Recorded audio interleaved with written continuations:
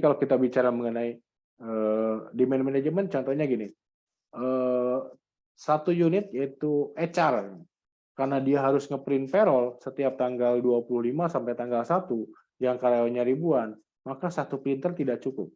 Maka orang HR dia minta printer baru kan, tolong dong siapin printer baru gitu ya. Untuk apa? Untuk payroll dan sebagainya. Padahal kalau kita bicara mengenai printer baru yang diminta oleh HR, itu hanya digunakan dari tanggal 25 sampai tanggal 1 misalnya untuk ngeprint payroll. Padahal apa? Padahal kalau kita bicara mengenai ketersediaan printer, unit-unit lain juga punya masing-masing satu printer. Maka apa yang dilakukan? Mengintervensi kebutuhan dengan merealokasikan. Untuk tanggal 25 sampai tanggal 1, itu kan ada 5 hari. 1 hari minjem dari finance, 1 hari minjem dari GA, 1 hari pinjam dari marketing, dan sebagainya. Sehingga satu unit tidak dipinjam 5 hari juga, cuma 1 hari untuk mengakomodasi kebutuhan printing payroll yang hektiknya itu di tanggal 25 sampai tanggal 1. Nah, fungsi demand management itu seperti itu. Kalau di telco ya, saya selalu ngasih contoh seperti ini. Bangun BTS itu kan tidak murah ya. BTS itu kan stasiun pemancar ya, yang yang dimiliki oleh telco supaya bisa menyebarluaskan atau memancarkan lebih jauh lagi, lebih jernih lagi, kapasitasnya lebih besar lagi. Bangun itu tidak mudah dan tidak murah. Selain melepaskan menyewa tanah, memastikan semua peralatannya juga di sana tidak murah atau mahal ya gitu. Ketika ada permintaan yang berlebih di siang hari, mereka tidak serta-merta menambah kapasitas terus. Kenapa? Mereka memikirkan bagaimana mengintervensi behavior. Akhirnya mereka pecahkan kan, dipecah maksud saya, traffic penggunaan teleponnya. Dengan cara gimana? Kalau Anda urusan bisnis, silahkan telepon pagi sampai siang. Tarifnya 2.000 loh sejam, contohnya seperti itu. Tapi kalau Anda mau telepon keluarga, ya silahkan juga. Dari jam 7 pagi sampai jam 2 siang misalkan. Tarifnya berapa? Tarifnya sama, 2.000. Tapi kalau Anda mau lebih murah, coba jam 2 siang sampai jam 5. Tarifnya cuma 1.000. Jadi kan kita, atau si demand management di perusahaan telco tersebut, dia bisa mengintervensi behavior penggunaan atau demand yang biasanya dilakukan pagi, telepon, ini ke siang. Bahkan mereka kasih diskon yang lebih banyak. Kalau Anda teleponnya malam, dari jam 5 sore sampai jam 10 malam, itu cuma 500 loh. Bahkan, kalau Anda dari jam 10 sampai jam 1 pagi, itu cuma Rp100 per menit. Itu kan cara mengintervensi behavior dari customer.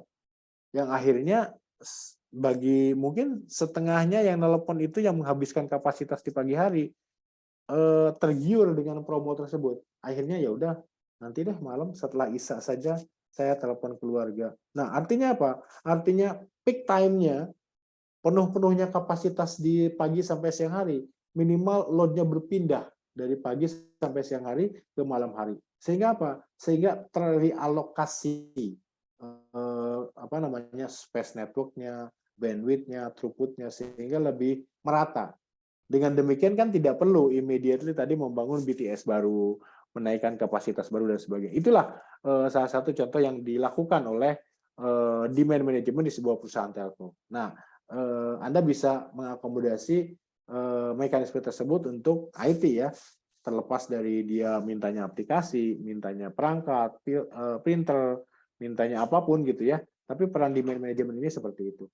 Nah, ruang lingkupnya melakukan identifikasi, analisis pattern of business activity, yaitu pola atau behavior mereka dalam bekerja, dalam menjalankan prosesnya, juga tingkat demand-nya terhadap layanan-layanan IT, sehingga kita bisa mengintervensinya. Jadi kalau kita tidak tahu kebutuhan mereka apa, gimana kita nyuruh mereka pindah, nyuruh mereka untuk mengikuti apa kata kita kan gitu. Jadi demand management itu adalah mempengaruhi, tapi dia harus tahu dulu apa proses bisnis, apa activities, apa kebutuhan dari customer-nya. Sehingga solusi yang diberikannya itu sesuai dengan kebutuhan. Seperti itu. Nah, itu fungsi demand management. Jadi kalau kita bicara mengenai pattern of business activity, pattern-nya itu ya kayak inilah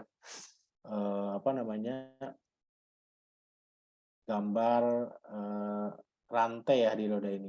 Jadi dia harus memahami proses bisnis, dia harus memahami servis yang mereka gunakan, polanya seperti apa sih menggunakan layanan ini, gitu ya. Temu nih polanya. Nah, kalau ketemu polanya, si demand management ini bisa melihat nih, oh ternyata gitu ya, mereka menggunakan printer itu cuma hari Jumat doang. Di hari Senin sama Rabu, printernya tidak digunakan. Oke deh, saya coba realokasikan printer dari Senin sampai Kamis itu ya. Hanya Jumat saja dipakainya. Untuk unit lain misalkan, seperti itu. Oh ternyata dari 50 lisensi, mereka cuma pakai setengahnya gitu kan. Nah, 25-nya saya realokasikan ke unit lain deh, seperti itu. Dia bisa mengusulkan sebuah usulan atau inisiatif untuk mengintervensi behavior penggunaan layanan IT kalau dia memahami cara bisnis tersebut menggunakan layanan. Dari mana taunya? Ya tanya, ngobrol, lihat dari log sistem dan sebagainya. Itu yang kemudian membuat sistemnya nggak bengkak. Gitu. Kita nyewa server mahal-mahal. Tanpa tahu server itu dipakai atau tidak kan sia-sia gitu ya. Kalau kita tahu dipakai ya udah, tambah kapasitas juga nggak masalah gitu. Tapi kalau kita tidak tahu dipakai atau tidak kan repot akhirnya. Akhirnya kita bayar space yang seharusnya kita tidak keluarkan, tapi untuk sesuatu yang memang tidak dibutuhkan atau belum dibutuhkan oleh si customer atau user seperti itu. Nah ini fungsinya apa namanya memahami pattern of business activity yang dilakukan oleh demand management. Jadi role-nya memang demand manager biasanya disebutnya, menjalankan fungsi atau proses demand management.